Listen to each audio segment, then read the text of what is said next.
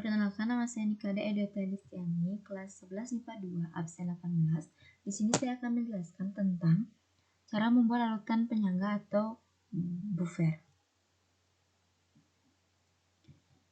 Larutan penyangga atau buffer adalah larutan yang dapat mempertahankan pH. Artinya, jika ke dalam suatu larutan ditambahkan sedikit asam maupun sedikit basa, maka pH-nya tidak akan berubah atau mengalami perubahan hanya sedikit. Akan tetapi, jika terjadi perubahan pH drastis, maka larutan tersebut tidak bisa dikatakan sebagai larutan penyangga. Cara membuat larutan penyangga. Larutan penyangga dibedakan menjadi dua jenis, yaitu larutan penyangga asam dan larutan penyangga basa. Larutan penyangga asam. Cara membuat larutan penyangga asam dibedakan menjadi dua cara, yaitu yang pertama, mencampurkan asam lemah dengan garamnya atau basa konjugasi.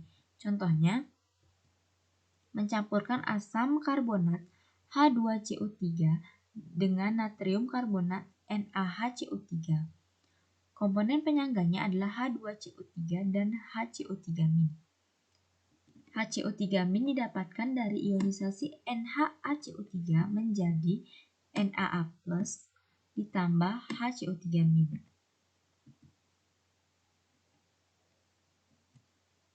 Yang kedua yaitu mencampurkan asam lemah dengan basa kuat dengan syarat asam lemah harus lebih banyak.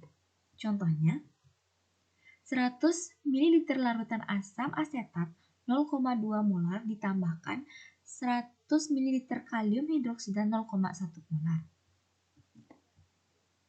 Yang pertama yang harus dicari yaitu mol dari masing-masing larutan dengan rumus molaritas dikali dengan volume. Sehingga didapatkan mol CH3COOH yaitu 20 mmol, sedangkan mol dari KOH yaitu 10 mmol. CH3COOH ditambah KOH akan menjadi CH3COOK ditambah H2O. Setelah itu kita mencari MBS atau mula-mula bereaksi setimbang. Setelah mencari MBS, dapat dilihat bahwa mol CH3COOH saat setimbang tersisa 10 mmol, sehingga larutan di atas dapat disebut buffer karena asam lemah atau CH3COOH lebih banyak daripada basa kuat, sehingga komponen penyangganya adalah CH3COOH dan CH3COO-. CH3COO- didapat dari ionisasi CH3COOK menjadi CH3COO- ditambah K+.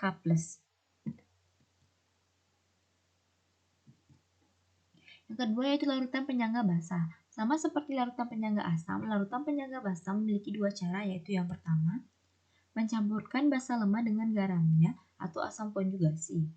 Contohnya, mencampurkan amonium hidroksida atau NH4OH dengan amonium klorida atau NH4Cl.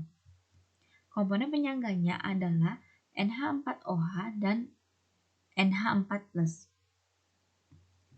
NH4+ didapat dari ionisasi NH4Cl menjadi NH4+ ditambah Cl-.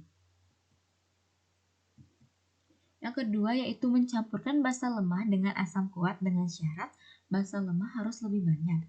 Contohnya, 50 ml amonium hidroksida 0,2 molar dicampurkan 50 ml asam bromida 0,1 molar.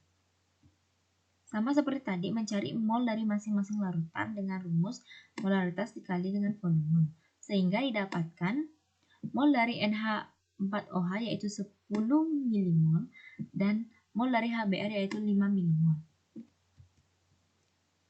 NH4OH ditambah HBr akan menjadi NH4Br ditambah H2O. Setelah itu kita cari MBS atau mula-mula bereaksi setimbang. Dapat dilihat bahwa saat setimbang mol NH4OH tersisa 5 mmol. Sehingga reaksi di atas bisa disebut buffer karena basa lemahnya lebih banyak daripada asam kuatnya. Maka komponen penyangganya adalah NH4OH dan NH4+. NH4+ didapat dari ionisasi NH4Br menjadi NH4+